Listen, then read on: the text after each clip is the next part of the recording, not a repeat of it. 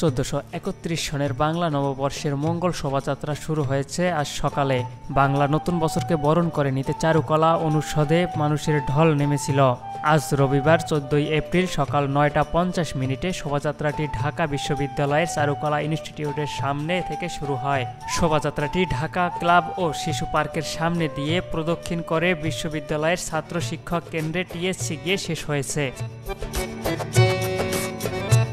বাঙালি প্রাণের উৎসব পহেলা বৈশাখের মঙ্গল শোভাযাত্রার 35 বছর পূর্তি হলো এবছর। এবারের মঙ্গল শোভাযাত্রার স্লোগান আমরা তো তিমির নিবাসী।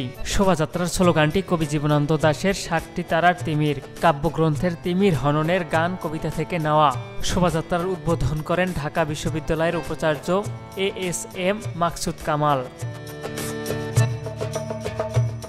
শোভাযাত্রায় বিশ্ববিদ্যালয়ের শিক্ষক, শিক্ষার্থী ও বিভিন্ন স্তরের মানুষ স্বতঃস্ফূর্তভাবে অংশ নিয়েছেন। কঠোর নিরাপত্তার চাদরে মোড়ানো হয়েছিল পুরো এলাকা।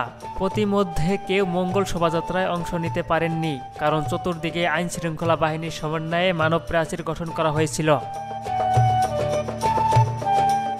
2016 সালে জাতিসংঘের সংস্থা ইউনেস্কোর সাংস্কৃতিক ঐতিহ্যের তালিকায় স্থান করে নেয় ঢাকা বিশ্ববিদ্যালয়ের চারুকলা ইনস্টিটিউটের উদ্যোগে চালু হওয়া এ মঙ্গল শোভাযাত্রা।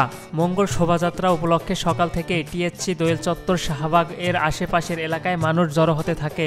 সকাল 9টার মধ্যেই পুরো এলাকা লোকে লোকারণ্য হয়ে ওঠে।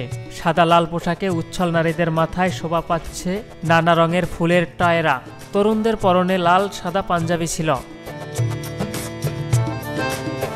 এবারে শোভাযাত্রার শিল্প কাঠামোগুলোর মধ্যে রয়েছে নীলগাই, ময়ূর, বাঘ, হাতি, বেড়া এবং মা ও শিশু, মঙ্গলের 12টা পেঁচা। এছাড়া রয়েছে মাছ ও রাজা রানীর মুখোশ।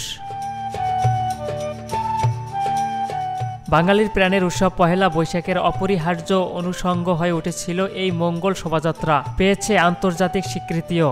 ঢাকা বিশ্ববিদ্যালয়ের চারুকলা ইনস্টিটিউটের উদ্যোগে 1989 সাল থেকে শুরু হয়েছিল মঙ্গল শোভাযাত্রা।